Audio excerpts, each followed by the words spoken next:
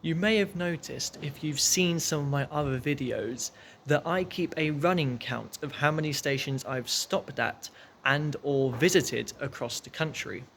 Now, with over 2,500 stations, I've got a lot left to go. So at some point I'm going to have to make dedicated trips where I specifically visit new stations. And that is exactly what I'm doing today. The aim is to visit all the stations between Retford and Sheffield. Retford station is split into two parts. This on the East Coast Main Line is the high level platforms, but way down the other end you have the low level platforms, and that is where my train's going to depart from in an hour's time.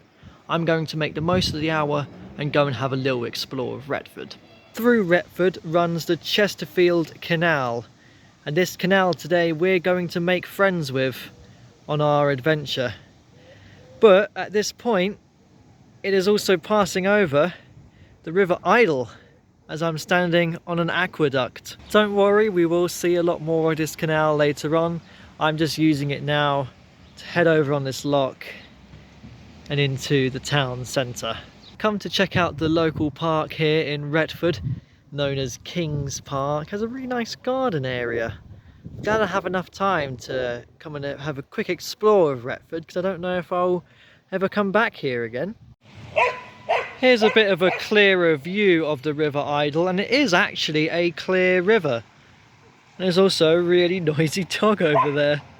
We've made it into the heart of Retford town centre here at the Market Square, and I've come to the conclusion that Retford is quite a nice little place, though I think it's time for me to start making my way back towards the station. I do have enough time though to squeeze in a little bit more River Idle action, as I noticed a footpath that will loop me back around towards the station.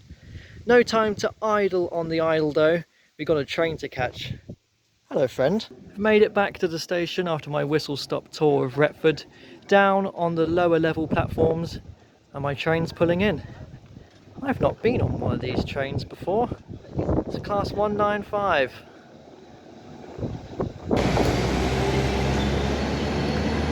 Well, my first Northern 195 brings me to Worksop, and I'm already really liking this station. You can change here at Worksop for the Robin Hood line, which will bring you towards Nottingham. But I've just learnt that the line that we're travelling on was the Manchester, Sheffield and Lincolnshire Railway. Back in the day, of course, 175 years ago. It has a real heritage feel, Worksop station, and that just set in stone for me when I came across this old sign here. I don't think I've ever seen one of these with a full stop at the end though. There's even a fantastic old signal box here as well. Right, on to the next station I guess. And the plan from here is simple. Just walk the Chesterfield Canal to the next station. Our first lock, Morse Lock, number 49. Retford Town Lock was number 59. So because we haven't done the walk between Retford and Worksop, we've missed out 9 locks in between. Worksop Stret Lock, number 48. That might be the tallest lock gate I've ever seen. Wow. Deep Lock, of course. Number 47. The name makes sense.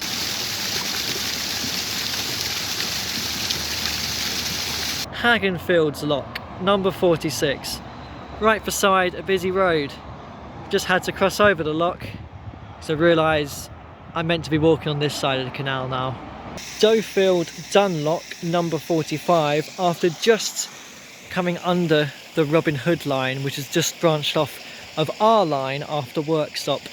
I don't know if we have a proper line name other than Sheffield to Lincoln line, which is a bit boring.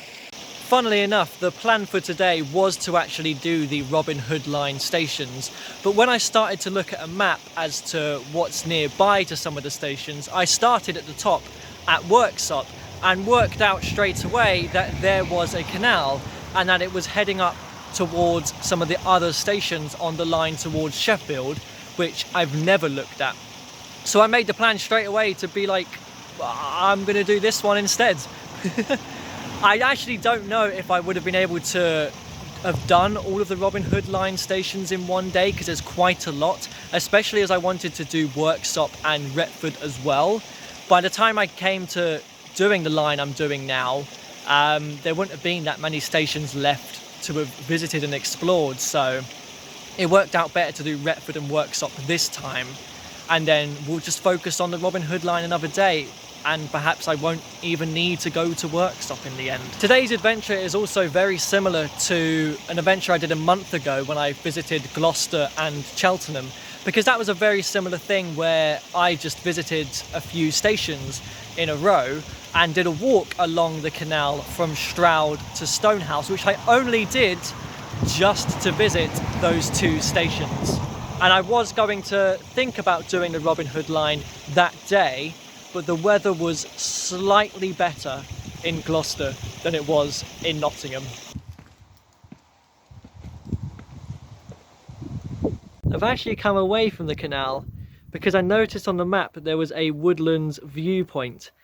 And it is indeed a viewpoint on top of a hill. It was quite hard to climb in the sun, but well worth it for these views. On arrival, I thought this might have been a trig point, but no. This is the top of a 483.5 metre shaft that leads down to a mine that was abandoned in 1991. Huh. That's surprising.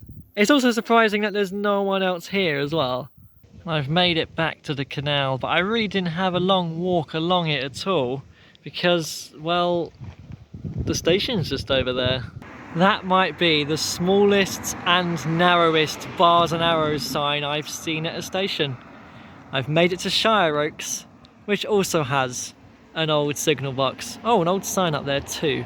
Oh, I'm loving the old railway posters here. The only places out of them that I've been to is Penzance. Oh, there was supposed to be a pillar where I was standing. That was not the case. Liking the old buildings here at Shireoaks.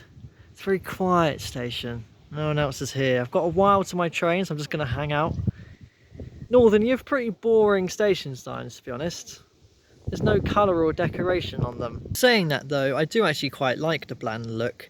But I take it back, I have also found, I guess, a Northern branded sign. I mean, it's in Northern blue. Oh, actually, I think it might be covering up an old logo there. Well, it won't be long until we see the Chesterfield Canal again.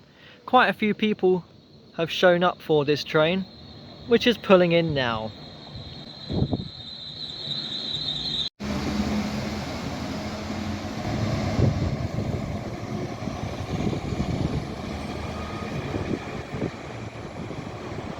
I've made it to Kiveton Park in South Yorkshire, and this is what I was expecting. This is a proper northern sign. And what's becoming a running theme is signs on signal boxes as well. This one is not in such a state of decay as Shireoaks. Not a whole lot to say about this station really, apart from the station pub over there, and the fact that I think this is my first station in South Yorkshire. Alright, time to get on with a walk. And we all know what the walk is going to be. Yes, it's another section of the Chesterfield Canal. Not the full 14 3/4 miles to Chesterfield itself though.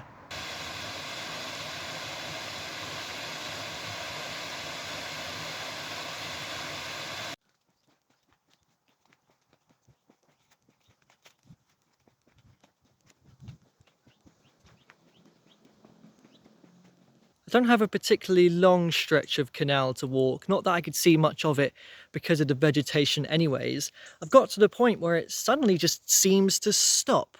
I thought it was heading into a tunnel, but the tunnel is bricked up. Hello friends, don't mind me, I've got no towpath to walk, so I have to make my way to the station somehow. You're right, you're very tame. Okay, so many things to mention. I've made it to Kiveton Bridge station, even though I'm actually filming this at the next station, because when I got there, it was very busy and I didn't have long until my train, and a lot happened that I wanted to talk about. Kiveton Bridge station itself seems like it's the closest one to Kiveton Park, the area, rather than Kiveton Park station itself. and it's just up the road from Wales. No, literally, just not the country. Imagine Wales right next to South Yorkshire. Train services along here are roughly every hour. They're not every hour on the hour, as you might expect. So for the walk from Worksop to Shireoaks, I had about 2 hours to do that. And this walk that I had just done, because it's much closer distance between the two Kiveton stations, I only had the 1 hour. And I've only been in Yorkshire 5 minutes. Okay, well, an hour. And I've already had a 10-minute friendly conversation with a Yorkshireman who passed me by the canal tunnel and informed me that many years ago it had actually collapsed underneath a road, and that's why they sealed it off, because it's just dangerous. They don't want people going in there. What was funny is that when I told him I'm from London, he couldn't quite fathom why someone from there would want to come all the way up to Kiveton Park for the day. That's just me, isn't it?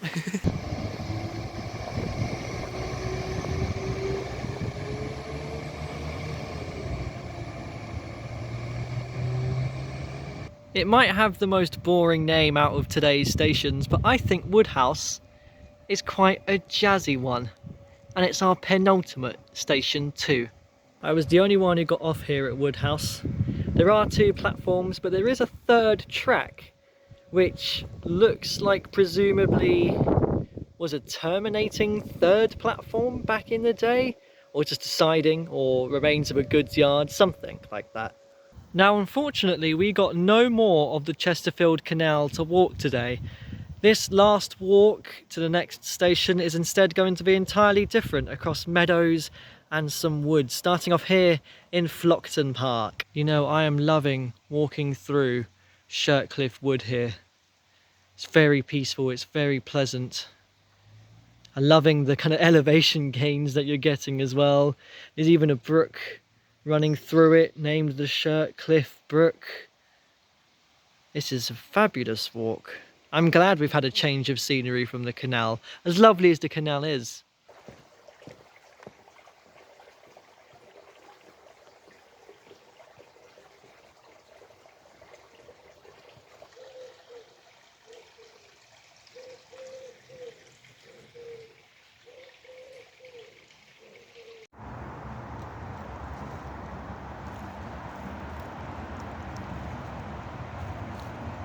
And our longest walk of the day brings us out into the Sheffield suburbs and our last station, which is here.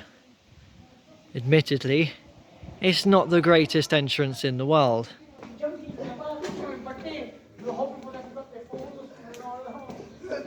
So, Darnall. Things to note. It is the only island platform of the day. When it first opened, it only had 1 L. The second L came in the 70s, the 1870s. It is the least used station in South Yorkshire. There's a weird enclosed part of the platform here, and considering that it's over the yellow line, that means I technically can't walk through that gap. It's also not showing my train home on its screens. Is there really a train to Sheffield at midnight from the other platform? So that is it for me. I have visited 7 stations today between Retford and Sheffield. We haven't quite gone to Sheffield. I'll go back there another day and do a proper explore all day, and go on the trams as well. I've never been to Sheffield. I'd like to do that. I've been on 4 northern trains today. But before today, I've only ever been on 6 northern trains, so we've almost doubled the amount I've been on in just one day. By sheer coincidence, and I did not plan this at all, my very first northern trip was exactly 5 years ago today. I was staying with family for a couple of nights in Cleethorpes, and me being me, I went off to do some of the branch lines around there, including the very infrequent service that goes via Curtin, Lindsey and Brigg stations to Gainsborough Central, and then returned back to Cleethorpes. Both of those trains were a northern pacer. Who remembers a pacer? an old bus that they turned into a train. The next day I went and did the Barton-on-Humber branch. That was a different type of train. And I spent a couple of hours there, including standing on top of the Humber Bridge, which was really cool. And then my third and final northern return journey, which I've made, was similar. I was going to visit family in Stoke-on-Trent this time, and again I went and just randomly jumped on the train up to Bramhall and back, just to stop at all of them stations on that line. Yet again, that was a different type of train, and today we have travelled on a different type of train, again a brand new one, which replaced many of the pacer trains that used to run around here, including on this line. I don't know what people think of the new trains. I haven't had much of an opinion on them myself because I haven't had much of a journey on them. I've just been hopping on and off, on and off. But I can tell from, you know, standing on the train, because it's quite busy, that it is a huge improvement over what came before. You know, we got tables and toilets and plug sockets and Wi-Fi and information screens and announcements. Like, you can't deny that it is an improvement over what we got before, and I feel like people take for granted the improvements which come to the network, because it becomes so part of the norm so quickly. I quite like them. I think they're okay trains. From what I've gathered, they are pretty good trains, and I'm looking forward to just relaxing on one now, hopefully, if it's not too busy, back towards Retford and then back down to London, because, you know, I'm in the north. My southern Londoner brain can't comprehend this. As I've said, you know, 10 northern trains, that's how many I've been on. That's not a lot. I don't come up to the north very often. And so I'm really happy that today I've decided to do that. Is that my train? That's my train. I better go.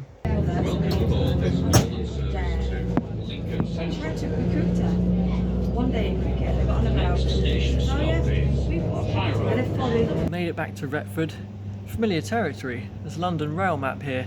7 stations later, 10 miles later, I'm at the end. And I feel like on days out like this, when I'm visiting a whole bunch of new stations, I should give my opinion on my favourite and least favourite. Favourite, without a doubt, cleans out the rest of the competition, Worksop. Pleasantly surprised by that one near the beginning of the day. I love the heritage feel that it has. Least favourite is a little bit more tricky. I feel like the obvious answer here is Darnall, because it is a bit grim. But I could even make a case for Retford, you know, because I don't like how far away the platforms are. The low-level platforms, there's nothing really going for them. The only thing I like about it is the London-bound high-level platform where I now am. I think Darnall might top as least favourite.